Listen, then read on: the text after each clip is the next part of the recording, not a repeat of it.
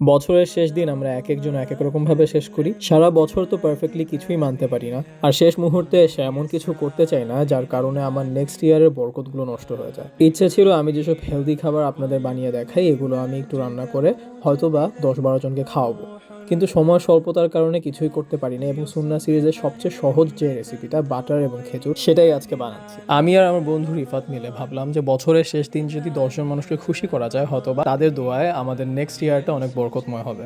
So এগুলো video করে দেখানোর কারণ একটাই, সেটা হচ্ছে আমরা অনেকভাবে আমাদের বছর শেষ করতে পারি। অনেক অ্যাওয়ারনেসের পরও আজকে অনেকে ফায়ারওয়ার্কস করবে। অনেক শিক্ষিত ফ্যামিলি যারা জানে যে এইসব ফায়ারওয়ার্কসের মাধ্যমে পরিবেশের অনেক ক্ষতি হয়, পশু পাখির সমস্যা হয়, ছোট বাচ্চাদের সমস্যা হয়, এরপরও এই কনসেপ্টটা আমাদের এমনভাবে ব্রেইনের ভেতর ঢুকে গেছে যে এইটা ছাড়া মনে হয় আমরা নতুন বছর বরণ করেই নিতে পারবো না। আর এখানে ব্যাপারটা একদমই এমন না যে আমি মিস্টার পারফেক্ট হওয়ার ট্রাই করতেছি।